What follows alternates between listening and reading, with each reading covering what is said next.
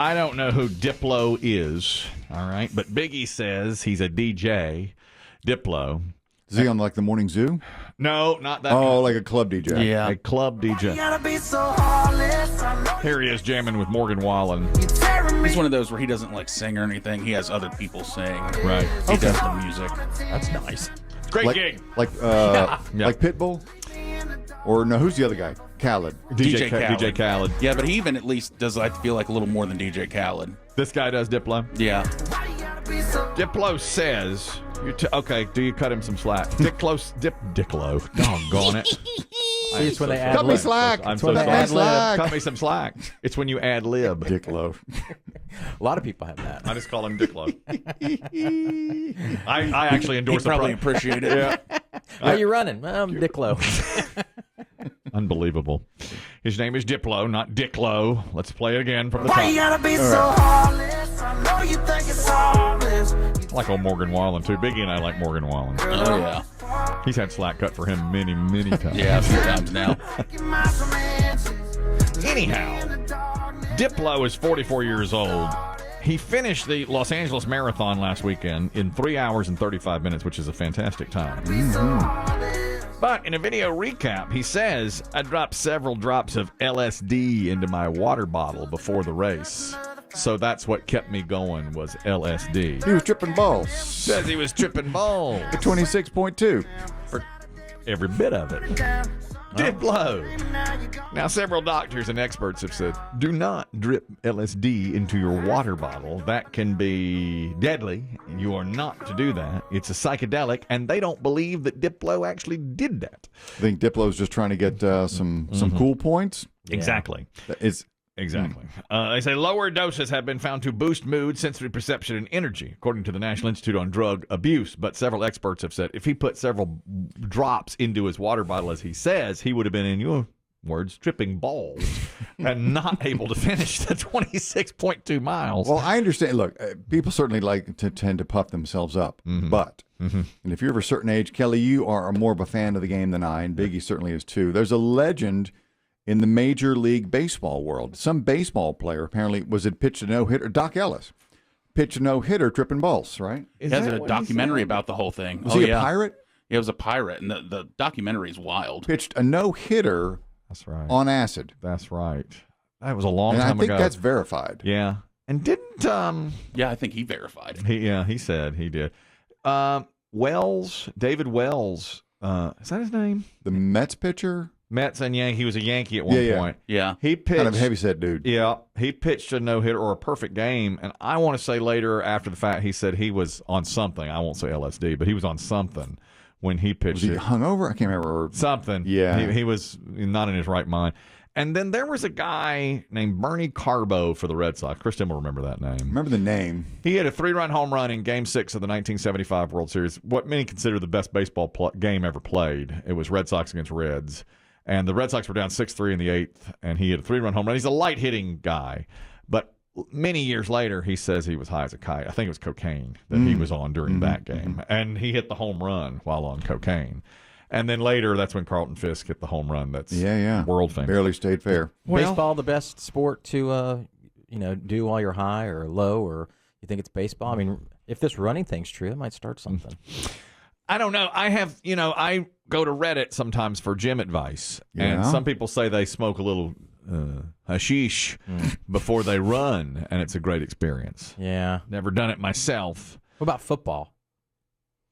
I don't know. It seems like Didn't Hollywood Henderson used to take some drugs before he played when he was at the Cowboys? Wasn't the legend that there was a picture with his Coke vial in his uniform and his pants or his socks? I can't remember. Now I watched the baseball documentary with Ken Burns, and cocaine became a thing really big in the 80s. And they were talking about Tim Raines of the Montreal Expos. I remember this line. He used to slide headfirst into second base, a big base stealer, because he had vials of cocaine in his back pocket and he didn't want to break the vials of cocaine. All right. That's what they said. I mean, they showed him from behind diving, and that was the Ken Burns documentary. The voiceover guy said he always slid vials because he had vials, glass vials of cocaine in his back pocket, and he didn't want those to break. I myself have never performed an athletic. I've done a a podcast. Full disclosure on an edible. It was very difficult. Yeah. Do you think, Kelly, you could take an edible whenever it is you take it, to time it so it hits, and do this program and we would notice? Yeah, I think you'd notice. I did that. Listen, I did that podcast, and later everybody was like, "Are you okay? What's going on?" They would call me. Just giggle for 35 minutes. It was an hour and a half podcast. We said nothing, nothing, and only 12. show. Listen, only 12 people heard it, or even had the opportunity to hear it. About 3 actually heard it, and they called me or texted me later and said, "Man, what's up with you?" No, So it's feeling good. no, there's no way I could do it. I mean, I told you, I saw Top Gun Maverick on an edible, and I didn't even know that, like, The airplanes. I didn't know who was in it. Who were they shooting I was at? like, who were they doing? What's that? I didn't know. Later, I saw it straight, and I said, this is so much better experience. That Lady Gaga song, my wife said, was the Lady Gaga song in it? I said, it was not. It's in it the whole time. You didn't know? I didn't know. It was in it the whole time. They said, how was Miles Teller? It's Goose's son. I said, he's not in it. I said, he's not in it. Diplo says he did the whole 26.2 on LSD. I know that there's been some research with, like, what do they call it, microdosing. Microdosing of LSD that apparently helps people who may have, I don't know if it's PTSD or some sort of mental challenges, but they say that actually can help. So maybe he microdosed. Well, that's possible. That's possible.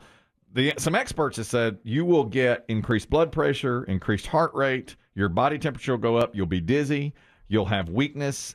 They say, I don't see how you could run 26.2. That sounds like a bad trip. Exactly. A 26.2 mile bad trip. Now, Unless you get that idea that somebody's chasing you. maybe that's it. I mean, You that can't may be stop it. running? You just can't stop My running. God, he's just set a world record. He keeps running by the water The stations. finish line, he just goes on through. He just kept on running. Diplo! Diplo! We got your medal! Diplo! You're finished! Come back for the picture! You're the winner, Diplo! You won your age group! Well, now, Biggie reminds me that Diplo also made some headlines recently on a podcast when he admitted to something from long ago, and it might be a thing where he's just trying to grab headlines. I got a from a guy before. Wait a You're minute. sure that's happened? It's the same guy. That's the guy. That's Oh, Diplo, who that's doesn't the remember guy. He doesn't remember how getting many people have serviced him. and if they were male or female. And you just don't remember? I mean, You're saying you're not committing to it, but you're saying you're sure it happened, for sure. but you don't have a specific memory of it. Like, I don't know if it's gay unless you, like, make eye contact while there's the. That's such a straight guy thing to say. But it's, I mean, getting was not that gay, I think. I don't know. You tell me. But what were we about to talk about? We were talking about Bill Clinton. Um, Because this is a serious podcast. Back to the serious stuff. He was on with I forget her name. It's the lady who Frozen? no Dak Shepard? Emily Blunt. Emily Blunt. Said Emily Blunt. I think that's who that was. Robbie, you're talking about running while on drugs. Never done it, never will. Like to say, keep my edge. Go ahead, Robbie. Hey, man. Well, for long distance efforts, our bodies will typically run out of glycogen, being our fuel.